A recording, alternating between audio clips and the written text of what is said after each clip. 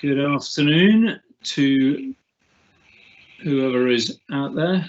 Not many attendees at the moment, but hopefully you'll join. So I'll just leave this open while people join and we go live. Hopefully those of you who are on the call have done this before. Pop your questions, queries or complaints in the Q&A box and I'll pick those up as we go along. If you could just say who you are in that field, then we know who we're talking to.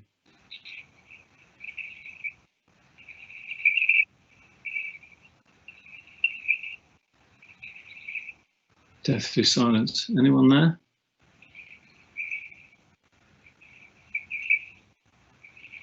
Ray. Good afternoon, Ray. Loyal as ever.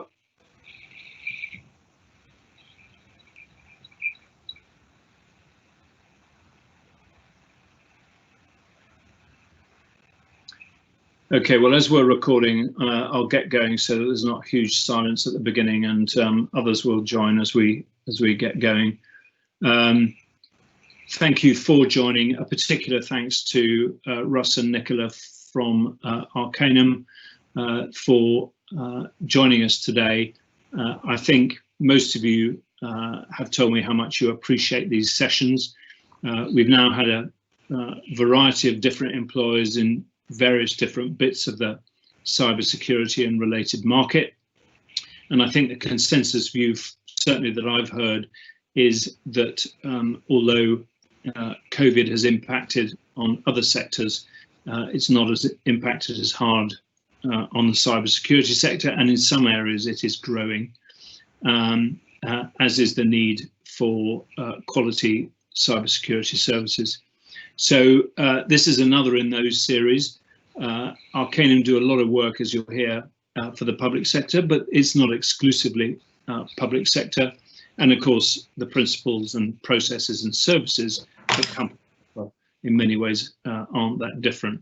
So without further ado, I'll introduce my loyal and trusted friend, Russ, who, despite me being in a Scottish regiment and him in a Welsh one, we managed to avoid too many Celtic assaults on each other. And it's a great pleasure to have you join us today, Russ. Thank you very much indeed. And over to you. Thank you very much, Andrew. And because I was sharing it earlier, can you just confirm, are you still seeing the Arcanum Managing Cyber Risk screen? Yes. Yeah. Right, so I shall gallop through that in a moment and then get rid of it and then put my ugly fizzog on the screen, I expect. So good afternoon, everybody. I'm Russ Wardle. I'm the Managing Director of Arcanum Cybersecurity.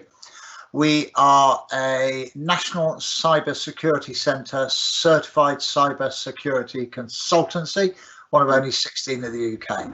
The bits that mean that some of our experience will be particularly interesting to some of you, I suspect, is that the company was formed by a couple of former servicemen, well, a serviceman and a servicewoman, back in 2008, when they realised that they could bid for bigger contracts working together, and the company has grown steadily since then. We're now at a combined strength of about 25. We're going to grow quite considerably in the next couple of months, and I'm joined by one of our cybersecurity senior consultants, Nicola, and when I tell her in a minute that we're growing by another 5 in the first couple of months next year, that'll be news to her as well, because it really is breaking news. So at the moment, the vast majority, somewhere like 85% of those people, are ex-service. The only couple that we employ that are not ex-forces are our business development manager, a marketing assistant, and 2 people who work in our digital forensics laboratory who were there when we took it over and are still there. So a little bit about us. Having developed with a strong military background, our primary target audience is that we do probably 70 to 80% of our work back into the Ministry of Defence. For some time, that's all we did. we, like most other companies who work at the MOD, are always a bit concerned that the next government or a change of policy or whatever will mean that money will be saved and that somebody will change their mind about needing to buy cyber services. So how secure is it to work for the MOD? You may be sitting there thinking, yeah, but all the cuts are going to be against people like Andrew and I were. It'll be the infantry get it and cyber will get all the money spent on it. And you may, of course, be correct. But the actual fact is that all it takes is for somebody very senior in the MOD, somewhere in the region of the Chief Information Security Officer or someone in that sort of area, to decide they are prepared to take more risk against cyber activities, and they could well cut back in some areas of it. And actually, there's already indications that in areas such as the ways they do accreditation, that there may be some changes. That's not to suggest that we think we're not going to be doing what we do now for many years to come, but it is to say that we have, I think, understandably started to diversify into other areas. Now, because of the way that our company focuses on having National Cybersecurity Centre certifications and operating at that level, our main targets for diversification are other government departments, other bits of the government, critical national infrastructure, primes, big companies. We're not really looking at high street stuff. We wouldn't say no to it, but that's not really where we expect to be. Right, if you give me one moment, I'm just going to see, here we go, if I can move us to the next slide. So I've already said that really. Let's keep it moving fast through this then. So I'll quickly run through who we are, what we do, accreditation, certifications, clients. Where I think there's something about those things that I think might be of interest to you, I'll cover it. I'm then going to give you a couple of thoughts of some stuff you might want to be thinking about as you look to transition into a cyber related role somewhere. And then probably of most interest to you, I'll hand over to Nicola and she'll tell you a bit more about how she got to where she is now from where she started as a serving soldier. And we will, at any stage, certainly at the end, any time as we go along, if you wish, be happy to answer questions. So, founded in 2008, specialist cybersecurity consultancy. Somewhat unusually, all our cybersecurity consultants are employed by us full-time on PAYE basis. In other words, they're not associates, they're not working through shell companies or anything else. There are a couple of factors that fall out of that. First is for them, they have on the plus side got surety and security. In other words, they don't need to go out looking for the work. It's my job and the management team's job to find the work and to produce it and package it up and hand it off to our consultants. And if they're sat at home and nothing to do ever, that's my fault, not theirs. On the downside, of course, it means that they get paid a salary, and the salary is, I think, good. Nicola might be wincing or say something different, but I think the salary is good. But of course, if you operate as an independent, run your own company, you take all the risk, you can also take all the reward. It also means, of course, that because we employ all our people full time, we know them really well. We know their qualities, we know their strongs, their weaknesses and their strengths. Not many weaknesses, but some of them are better at some things than other. And it does mean that we can usually, I'd say always, put the right person into the right task and deliver a better product for our customer. In addition to which, because they are working as part of the wider team in Arcanum, it goes without saying that whenever anybody buys a service from us, they do not buy just Nicola on her own for the next 3 weeks, 6 months, whatever it may be. They buy Nicola upfront doing the work for them, and they buy the wider resources of Arcanum to be able to give her help, support, reach back, if you want to use a term that we use in the military, to support her. Going along with this, all of our consultants, every single one of them has got a DV clearance. We're a Listex company and we hold those clearances ourselves. That segues me into just quickly saying a couple of words about clearances. If you've got a DV or an SC, you need to, well, if you think there is any chance whatsoever of you going into a job there, that may be useful. You need to be trying to come up with some strategy or plan for what's going to happen to your clearance as you leave the services. They get cut off very quickly, and it's a lengthy process reinstating them sometimes. Equally, I don't want to overstress that, because on occasion I've managed to reinstate them in a very short time, but that tends to be when the individual has not long been out of the forces and nothing much has changed. Nothing has changed in their personal circumstances. And as I've already said, we're an NCSC certified security consultancy. What do? We do a range of stuff. It's all up there, or some of it's up there. Cyber risk assessment, risk management, that's what we're certified to do. We conduct IT health checks. We set up, scope and instigate penetration tests. We don't deliver the pen tests ourselves. We then take the pen test results, analyze them, help with the report, help with interpreting the report, and produce the plan for how to implement the findings. We're a Cyber Essentials Plus a certification body, and we deliver that. We do some ISO 27001 consultancy. We do GDPR compliance support, NIST regulations, audit and compliance. If you don't know about NIST, Network and Information Systems regulations, NIST applies to OT, operational technology, rather than IT, information technology. So this is the sort of stuff that is used widely in critical national infrastructure. If you were to go into, power stations, water switching plant, pumping plants, things like that, lots of the equipment is operated by computers that are internet linked. They're all covered by the NIST regulations now. And of course, some of it is really old stuff.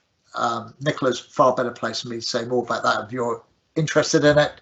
We also have an offering called Virtual Data Protection Officer. Lots of companies think they need a data protection officer. Some of them do need a data protection officer. If they don't think they're big enough or can't afford to have one themselves, we provide a virtual data protection officer service. Nicola does some of that as well. There's some more stuff we do. You can look down that yourself. The accreditation certifications shown on there are sort of indicating to you that that's the sort of level we're operating, and the sort of things that we need to be as a company. You'll note as well on there that we're a employee recognition scheme gold award company, which is pretty good going for a small company like us. Now that talks to some degree to the company's certifications and qualifications. I think it's probably worth, for a couple of minutes, me saying a few words about individual and personal certifications and qualifications.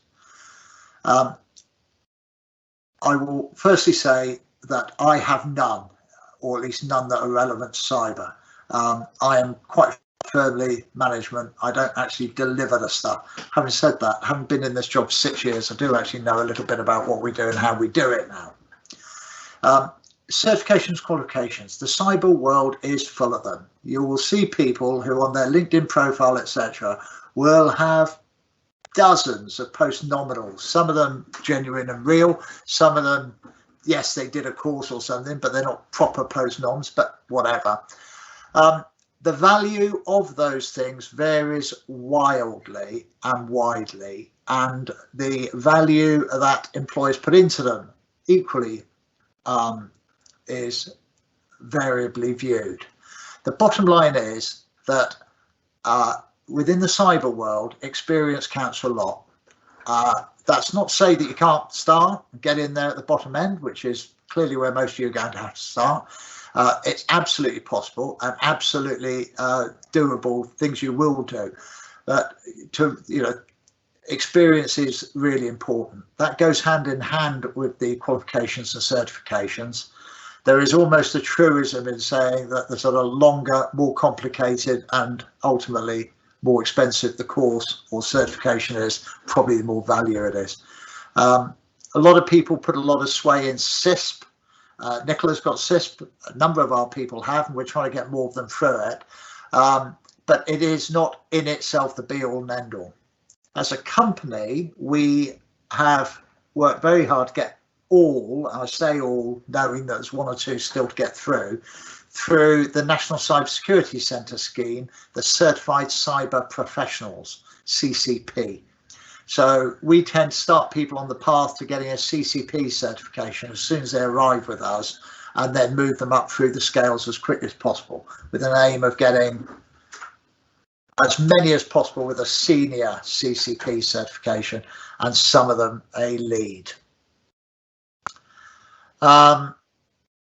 You probably don't need to know much about that, to be honest. That's just telling you that because we are a National Cybersecurity Centre certified cybersecurity consultancy, it means that people should be able to be confident that we've gone through a rigorous testing regime. We've been absolutely closely examined by NCSC, and that they're prepared to put their badge and stamp on us to say that we are able to do the things we say we can.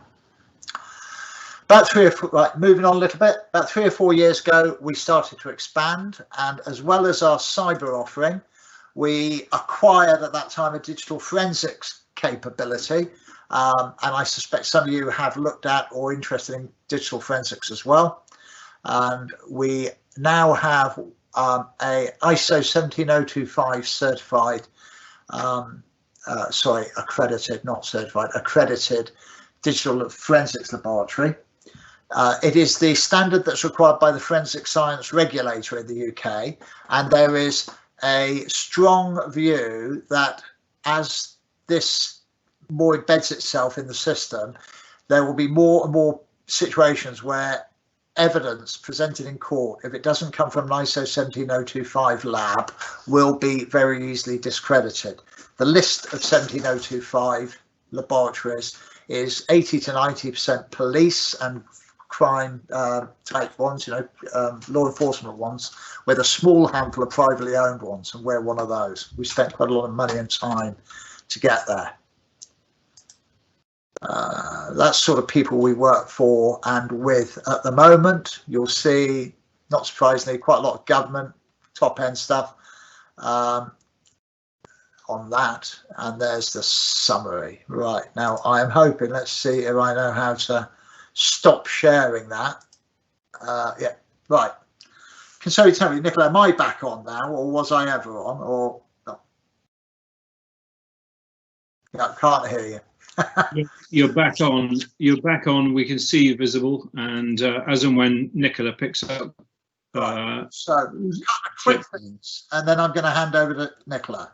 So, I'm going to try and be truthful with you, and blunt to some extent with you.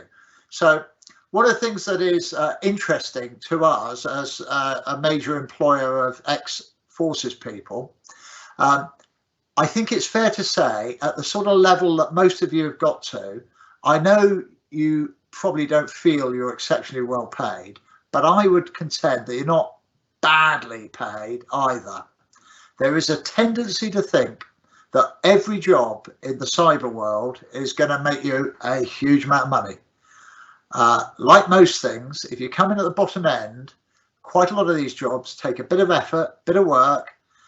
It will be worthwhile. There is good salaries to be made, interesting jobs, probably as important to a lot of you, good salaries to be achieved, but you're not going to walk straight into massive pay. If you do, you've done really well, and I'd like you to tell me how you did it.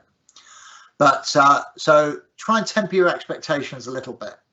When you're looking at people who might employ you, have a look at the whole package, consider how well they're training people, try to talk to people who work for them already, and really have a good think about the fit and whether they're going to be good for you in getting you moving on your new career. I'll give you some ideas. I'll be completely honest, give you some ideas. Digital forensics technicians who work in our laboratory don't tend to be ex-military. We haven't actually found many who are DF trained to come in, so we'd be interested in seeing that. But I should tell you now that we get a digital forensics technician who has got a bachelor's degree in digital forensics, so that's 3 years at university, 1 year on an industry placement, so they've got 4 years experience already, and they're going to be starting on around about 25k. And I suspect that quite a few of you sat out there will be thinking, that sounds a bit tight. Penetration testers, we're looking at 55k starting on a pen tester, but that is a pen tester who's already got an NCSC check team member certification.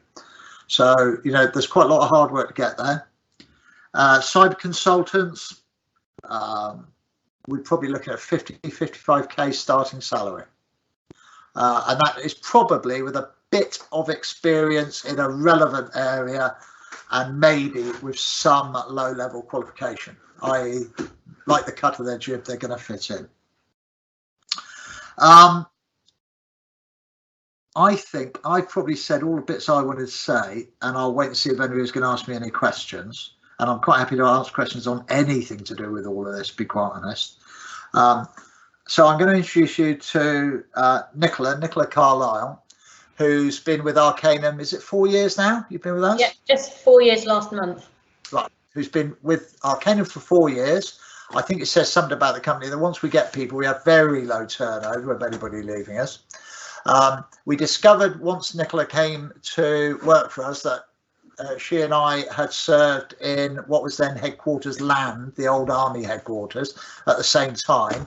And though neither of us really remembers each other in a busy headquarters, we would have, without doubt, walked past each other in the corridors and said good morning. Nicola is one of our senior cybersecurity consultants. She's got a wide range of skills and experiences. Currently, and I'm trying not to eat all her sandwiches and tell you everything she's going to tell you, but she's currently working almost full time on tasks for Navy Command on the South Coast, though she does do a number of other things as well. Nicola. Thank you. So I thought, I was thinking about what I would say. So I've got sort of some headings and some notes. So apologies if it doesn't sort of flow as, you know, completely freely as if I've got something nicely scripted. But I thought you'd rather have my sort of my immediate thoughts on things. So if I give you just a little bit of background, so obviously it's been mentioned that I'm ex-military. So my background was 25 years in the intelligence corps. So 19 of those as a junior oblique senior NCO, warrant officer, and then my final 6 years short service commission. I was originally an Arabic linguist, so that was my trade, and I did that for the majority probably of my non-commissioned service. And then once I was commissioned in true military style, you end up doing something completely different. And so I was moved onto the security side of things. So I headed up a security section. I was an SO3, and I've ended my military service, nothing to do with intelligence, security or anything else. I worked in land, as Russ has already mentioned. Once I left, so I did have the security experience. I taught on a security team, but to be honest, I hadn't really done any information security proper. I had taught the IT security officers course. You know, anybody can teach a course. It's not a difficult thing to do. And I moved into industry. I went to a medium-sized company of about 450 people to be the corporate security officer. They didn't call it that, but that was what it was. And so my range of responsibilities were across the breadth of security. And that was reasonably comfortable for me because I had that security experience behind me. The bit that was a learning curve for me, and it was just learning on the job, was the information security side of things.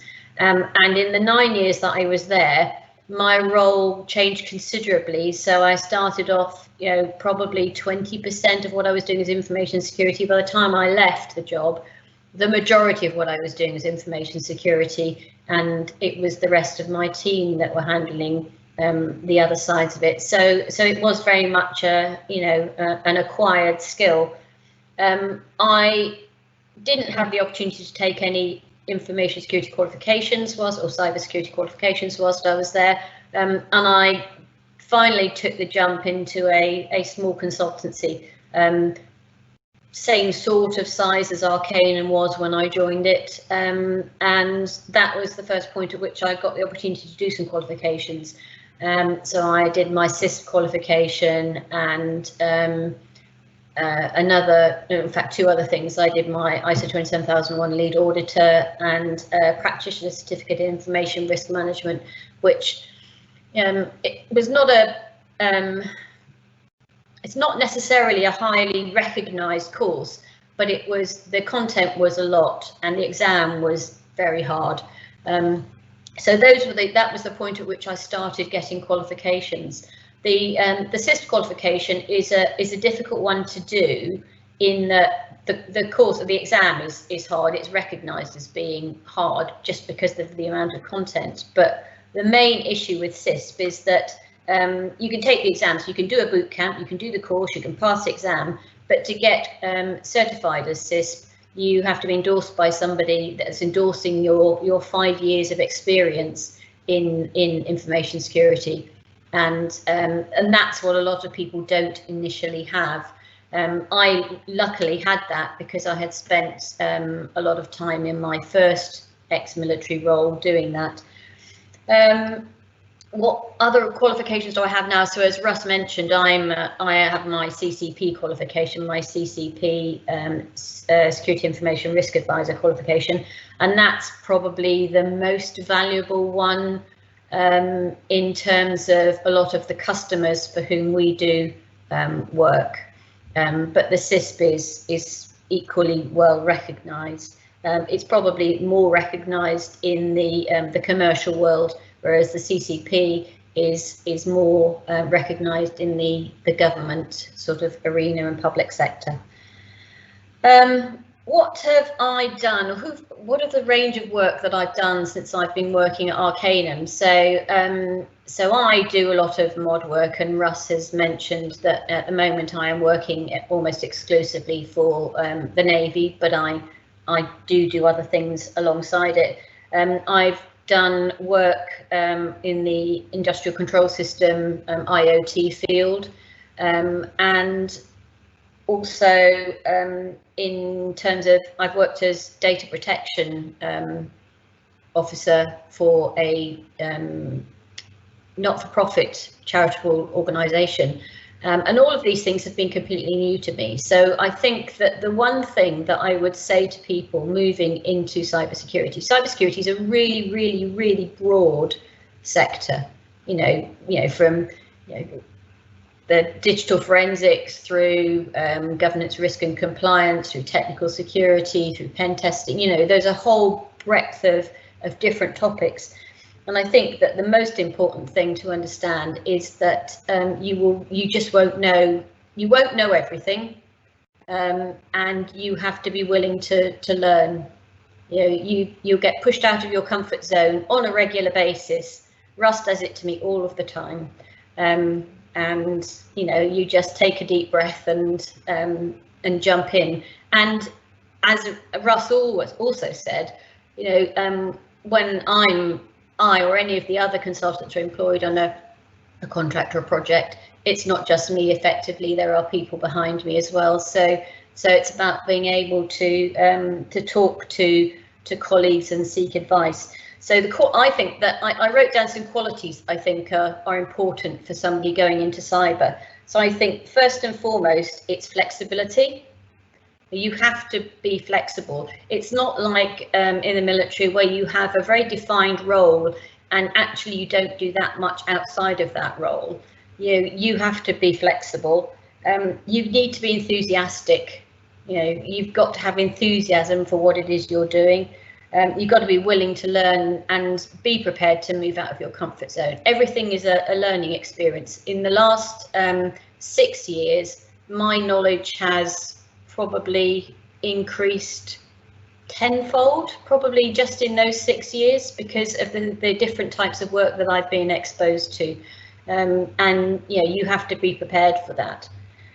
And you have to be able to multitask. But if you're a consultant, you have to be able to multitask, because you're not just doing one thing at a time. You've got to be able to manage workloads for different customers and different projects. And I think that that's probably valid in most areas of cyber, not just the ones that I work in.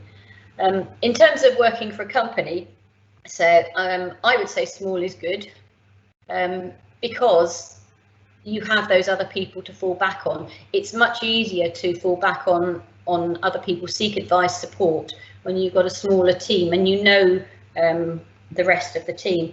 I've known one of our directors for 39 years, so pretty much at the beginning of my military career I met him, and we've worked together on and off throughout our military career, and then the gap whilst I went out into industry, and then he tried to persuade me to come and join the company, and eventually I said, yeah, okay, I'll come and join the company. It was mainly because I wasn't certain about being a consultant, he is always there to support me if I've got a question. So in my view, small is good.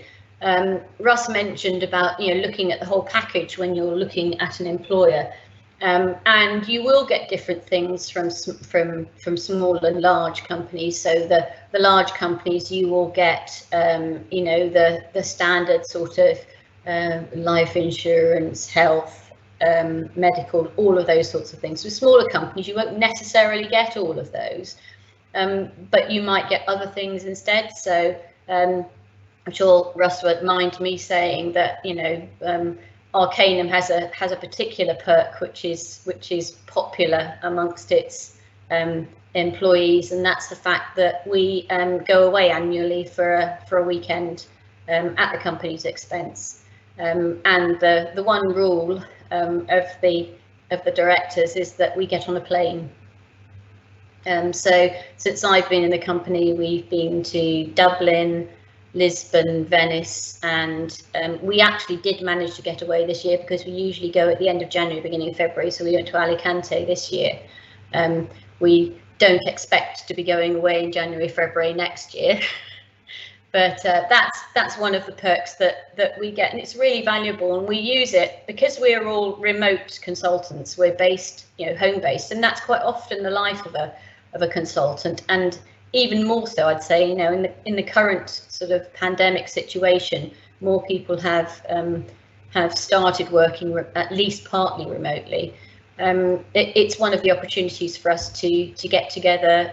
We have a company meeting, but it's also a time for us to just socialise together as well. And these are all things I think you have to value or understand what the whole package is when you're looking at a prospective employer. So the first company that I joined when I left the military, I say, was a medium-sized company, about 450, 500 people. But it had the the healthcare and the pension and the life insurance and all the rest of it. But I guess the most sort of personal little perk that we got was we got a company gift each year, but it was usually something that was what's the word I'm looking for? It had the company logo on it, so it would be a golf umbrella or a fleece or something like that. Which are not quite in the same league as going away somewhere. What else did I have on my notes? I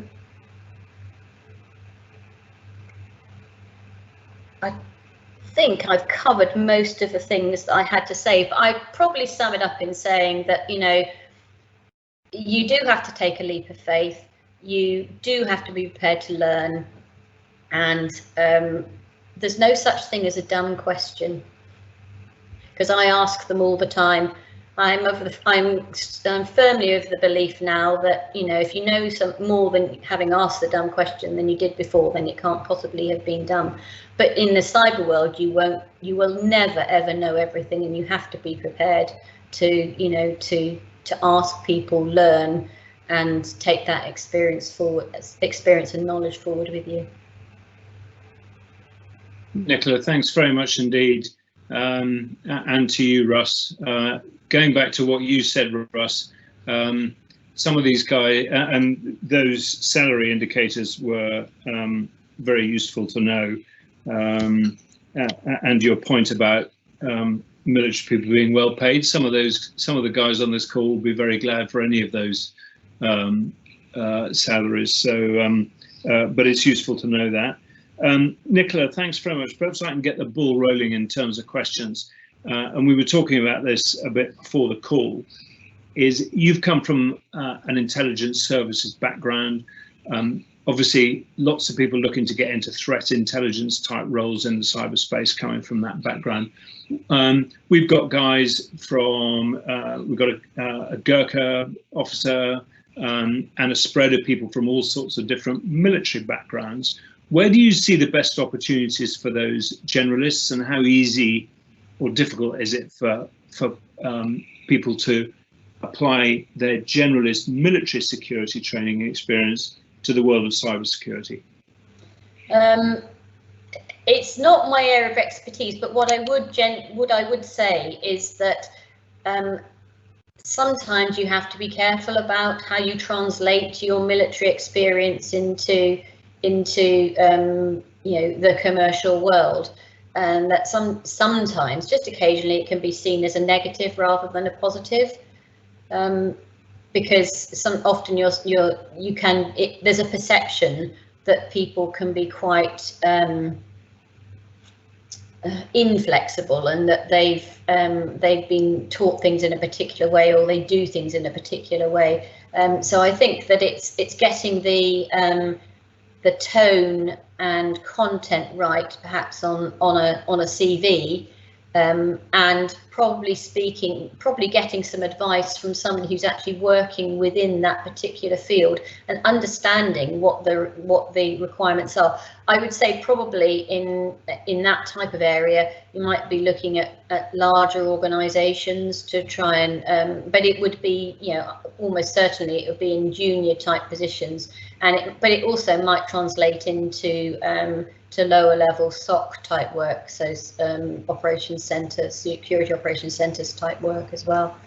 And you know, I think that certainly you see quite a lot of advertisements for junior analysts in that field, so it would be a different thing, but I think that the skill sets are probably quite transferable. So I think it depends upon how you actually, or how the individual actually wants to, you know, whether they actually want to use intelligence in the way that they understand intelligence, or whether they want to just apply the skills that they've learned from it into something different in the cyber world. Thanks very much. Is it worth me adding a little bit there? Because I realised what we didn't say really was the sort of people we do employ, and it may be of interest, is so within Arcanum at the moment, it is true to say that the bulk of the people we have come from all three services. We are held up as an exemplar in that somewhere in the region of 40%, a little bit more than 40% of our staff are female, which is relatively unusual in the cyber world.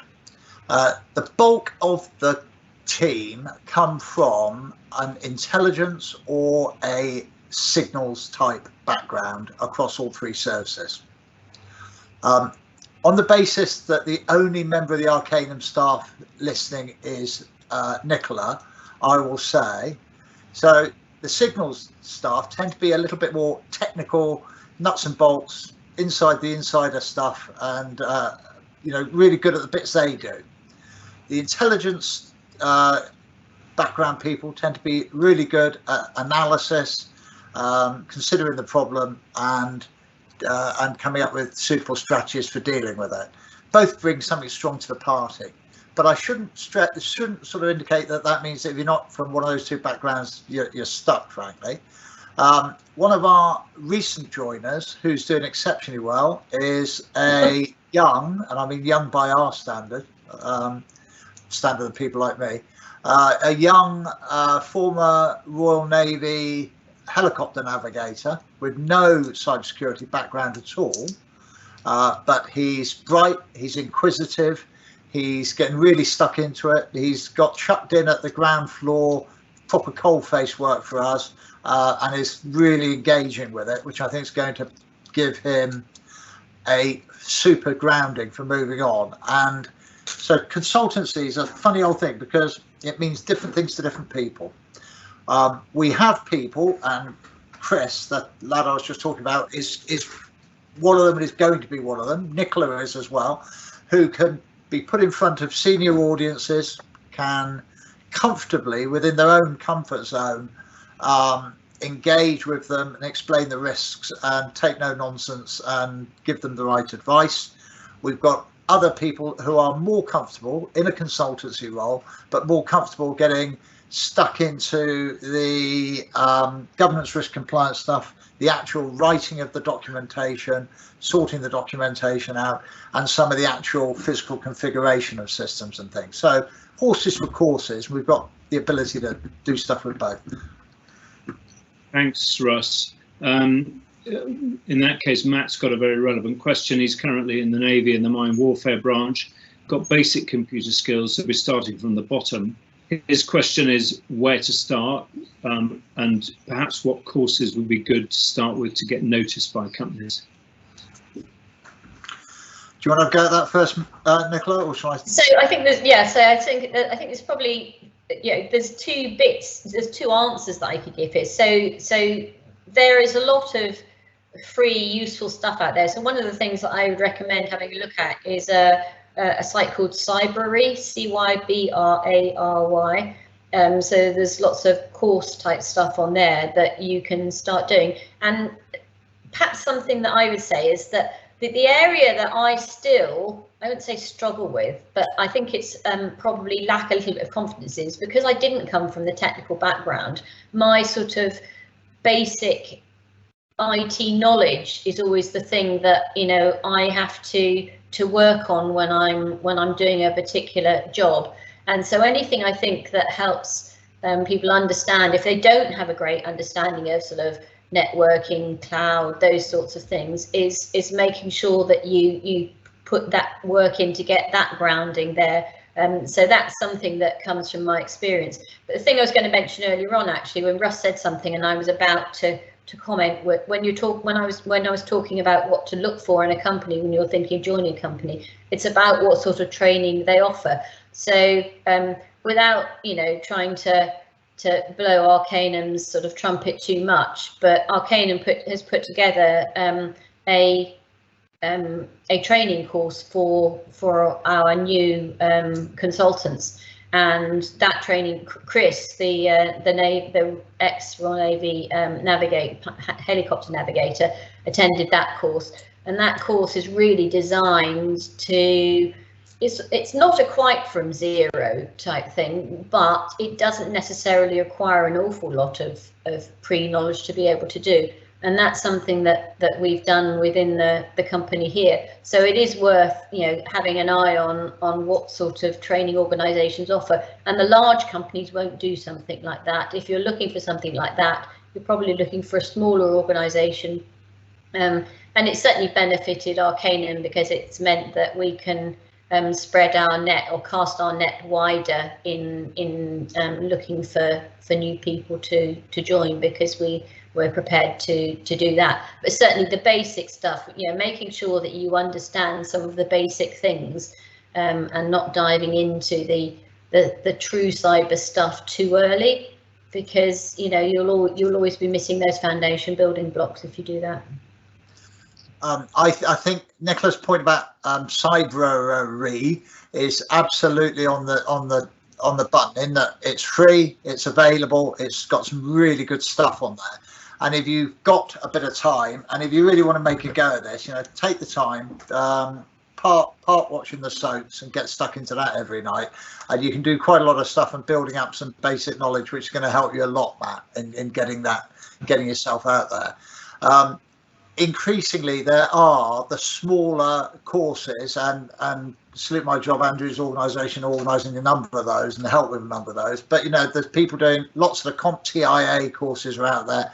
Now, in themselves, I would say none of those individual courses are going to get you the job. They might well help you get in front of the interview to show that you've got a little bit of something in there. And then from there in, they're looking, certainly we, and I suspect most others, are looking for potential. We're trying to judge potential. The people who've got the ability to learn and then use that information. So grab anything that's available to you through the resettlement schemes, which I think is good stuff. Things like CISP hey, it's great, but it is hard to pass and it's expensive. So, you know, I would suggest that you might want to hold off on that one a little bit unless you're confident of passing and think it's a worthwhile investment of your money. And regrettably, and the rules change, so I could be wrong in this, but last time I looked, unfortunately, your learning funds, if you're eligible for any, are not able to be spent on a CISP course. But I certainly think things like the CompTIAs and things are certainly, I'm not going to pretend they are fantastic and going to impress everybody in the industry. They're certainly good entry level, good starting points. Thanks, Russ. Can I add a couple of points to that? First, beware some of the CTP courses for cyber are now available for free. It's not only Cybery, you guys have all got access to IBM's Skills Build platform. So some of the things that Nicola were talking about there in terms of courses about networking, introductions to programming, those sorts of things you can either find for yourself on Skills Build or we can steer them towards you. I'd also recommend Tech Vets. There is a lot of learning available, excuse me, through Tech Vets, and the immersive labs content they've got there is also very good. So there is quite a lot there to give you that broad base of knowledge, and that also shows to a prospective employer that you're keen and willing to learn. For someone in Matt's position, where you're coming from neither an IT or a Intel background, then I would, my advice would be to head very directly towards analyst roles or incident management type roles, incident response roles in security operations centers. We've had a number of guys come through, done relatively short courses with us and other people, and have got into those roles because that's where your general military skills can transition quite easily, especially around incident response, and a security operations center looks remarkably like a military operations center or a ship's warfare room. So go in at that sort of level, and then if you're good, and most ex-military people thrive in that environment, and then progress very quickly. So that would be my advice on that. We have got Ray. Any advice on breaking into the industry? He's applied for a few jobs and been told he doesn't have enough experience. His background is anti-submarine warfare in the Navy, strong security background, having been an IT security officer and a unit security officer. Russ, do you want to start with that one? Well, the first thing I'd say to Ray is that the fact that he's been an IT security officer and a unit security officer, presumably done the courses to go along with that, means that, frankly, he's already got a step ahead of quite a lot of people out there. So I feel for him that he's getting knocked back with not enough experience at the moment. It could be that he's aiming a bit high. I don't know clearly, but so what do I think? Well, he's clearly got the good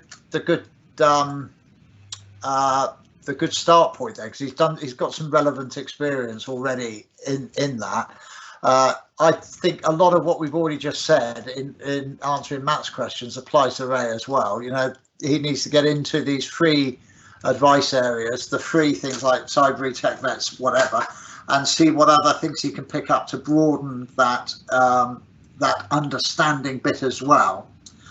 And clearly from his question there, it doesn't quite say whether he's told no interview, not enough experience, or whether it's that interview getting that, because hopefully a little bit more broadening the knowledge, even though it won't be particularly deep at the moment, might get you over the first hurdle as you get going on that. It is tough. I feel for anybody who's having to start out on it, but you know, I plug away at it. It is definitely the case that there are jobs out there, and that I suppose there's a word of encouragement for everybody out there. We certainly, and I accept that we do work in a particular sector, but we have not seen any particular turn down in the cybersecurity industry over the last 12 months as a result of COVID or anything like that. And, you know, I also wouldn't over-egg that. There's a lot of people out there saying, oh, there's a massive increased demand because of home working. There's not. That's not the sort of people that spend big money on cybersecurity support. But there is no turn down in it. There are jobs out there. Not necessarily what you're going for, Ray, but anybody who is thinking of pen testing, and the one I'm going to tell you now, I think is looking for experienced people. But there's a pen test company in Cheltenham that put out an advert for 10 more pen testers this week. As a wanna, you know, there's jobs out there. So plug away at it and good luck. I think it's probably also worth sort of adding that, you know, and as Russ intimated, you know, you don't necessarily know what sort of types of roles this person is applying for, and what sort of level. But certainly, you know, I left. It horrifies me to say this now, but I left 15 years ago, and my first role, and I stayed in that role for 9 years. You know, I had to take a pay cut of probably 20% on my military salary when I left, and I was the corporate security officer of a medium-sized company. So, you know, I think, you know, sometimes it's just about, you know, recognizing things like that. So if you're pitching your job applications to perhaps try and match your military salary, that is something that may not actually work. And one last one for Ray specifically then, and I'm sitting looking at it in front of me, IT security officer. I'm assuming that you mean you've been an IT security officer in a military role, but you've probably done an IT security officer course to back that up, and a unit security officer. You could look at now the certified cyber professional schemes. There is a ITSO role within that. There's a CCP ITSO, and you may and some associated ones, and you may find that you have enough experience and background to write up. For that, it's not a course as such. You have to write up some evidence and case studies, and yes, then you have to pay a fee, I accept, but it's not massively expensive. But you might therefore be able to produce a solid industry recognised qualification quite early on by that, certainly at practitioner level. You need to do it soon though, because that role disappears under the revamped scheme, Russ. Okay. I think you've got a few months to go, Ray. If you were interested in that, start looking it up now. Go to the NCSC website and have a look on there. Yeah, he says he's done both those courses, and that's certainly good advice there. I was about to say something else. I can't remember what it was on those. Senior moment. Anyone else got any other questions? I think the only other point I would make about this experience issue, and of course it's a challenge, is that's exactly what this whole program is trying to do, is to bring employers who are willing to add the practical experience onto the, if you like, the theoretical training you're getting off the Abate and the other courses.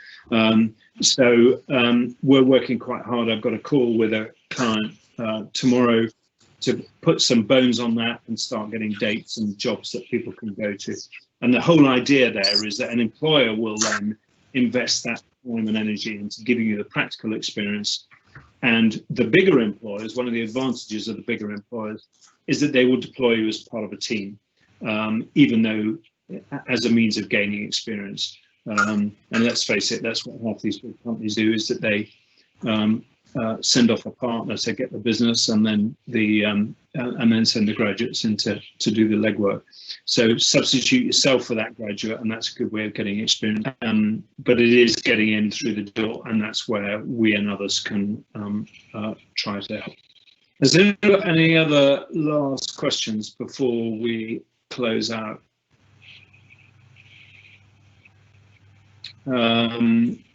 Anyone?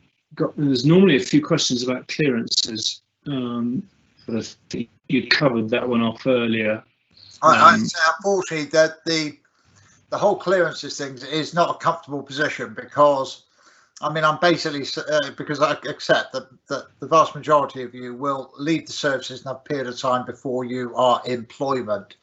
And there is so I suppose I'm saying there is a distinct danger of you losing your clearance over that period. But I would also say that if you, at the moment you get into employment, if you think your former clearance is of any value, start trying to get somebody to reinstate it early as possible. The sooner you do so, the better. And one of the really good ways of hanging on to it is to join the reserves when you leave, particularly the MI battalions and things like that, who have been busy recruiting. It's a bit of a slow process, so engage in that early, but that's a good way of hanging on to a clearance, which you can then transfer. And if we get onto that as well, Andrew, I think it's worth saying that it is still the case, appears to be the case, that transferring to the reserves up to the day you leave the regular service can be very quick and very seamless and painless now. And the day after you leave, joining the reserves becomes a pain in the arse. So I'd also get on with that early if you're going to do it. Okay, I think we're probably just about done. We're coming up to the hour. Anyone? Ricky's saying thank you very much. He hasn't got any questions. Anyone got any more? I think we're done. They've already done 2 hours of pen testing training this afternoon, so their heads are probably full of mince. But on behalf of the various people who've joined and those who will watch this interview later, Nicola, Russ, can I thank you very much indeed for an extremely valuable hour this afternoon, and we will stay in touch, and I'm sure if there are any follow-up questions, if you won't mind, I'll ping them your way. Otherwise, thank you very much indeed, and have a very good rest of the afternoon, everybody. Thank you for joining. Thank you. Bye-bye.